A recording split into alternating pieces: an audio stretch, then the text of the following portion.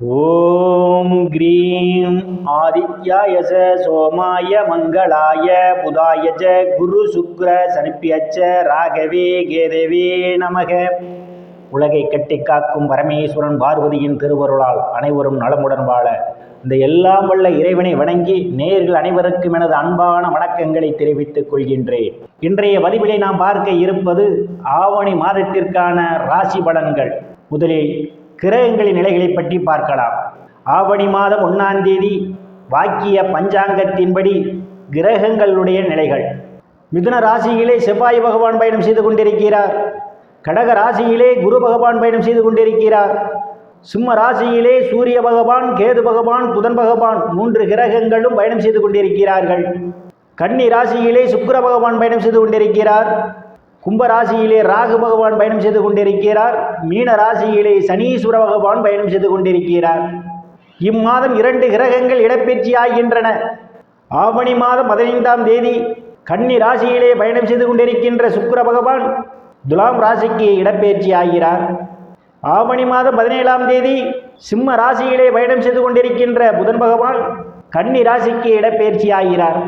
நான் கூறக்கூடிய பலன்கள் அனைத்தும் வாக்கிய பஞ்சாங்கத்தின்படி கோச்சார ரீதியான உலக மக்கள் அனைவருக்குமான பொது பலன்கள். உங்களுடைய சுய சாதகத்தில் கிரகங்கள் இருந்த நிலைமையும் தற்போது நடக்கக்கூடிய தசாபுத்தியும் கணக்கில் எடுத்துக்கொண்டு பலன்கள் எடுக்கும் போதுதான் துல்லியமான பலன்களை எடுக்க முடியும். உங்களுக்கு துல்லியமான பலன்கள் நீங்கள் தெரிந்து கொள்ள விரும்பினால் உங்களுடைய பெயர், பிறந்த தேதி, பிறந்த நேரம், பிறந்த ஊர் ஆகியவற்றை எனது வாட்ஸ்அப் எண்ணிற்கு அனுப்பி வைத்து பலன்களை தெரிந்து கொள்ளலாம். உரிய கட்டணம் செலுத்தி வாருங்கள் ராசிக்குள் போகலாம். மிதுன ராசி.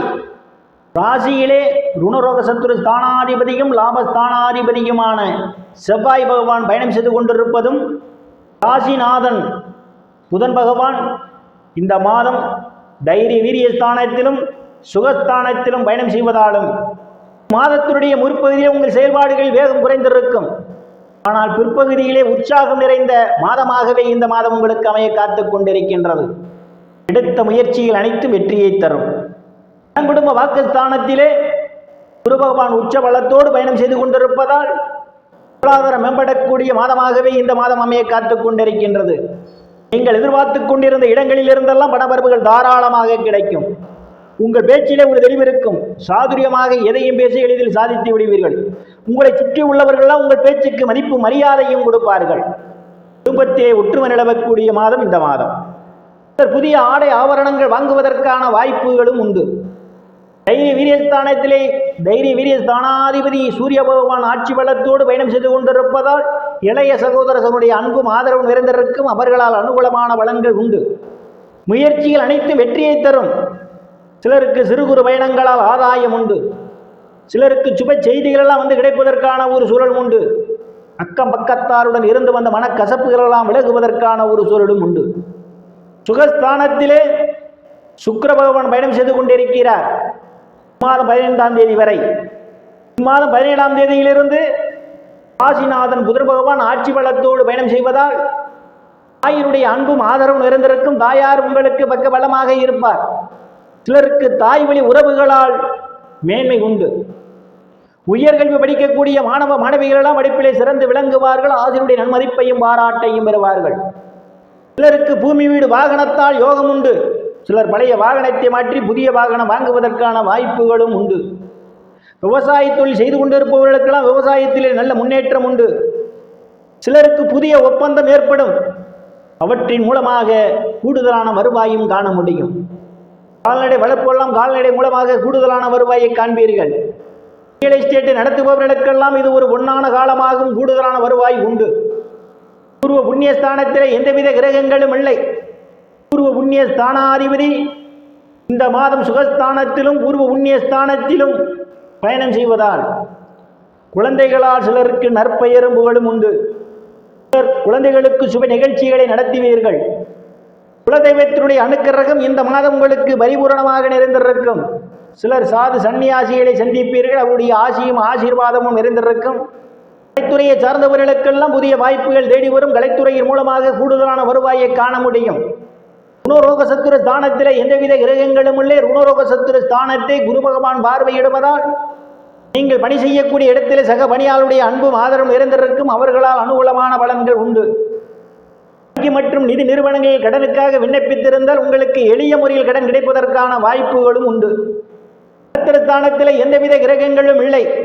களத்திரஸ்தானத்தை சனீஸ்வர பகவான் பார்வையிடுவதால் மனைவியிடையே ஒருவருக்கொருவர் அனுசரித்து போக வேண்டும். இல்லையேல் உங்களுக்குள் கருத்து மோதல்கள் ஏற்படுவதற்கான ஒரு சூழல் உண்டு.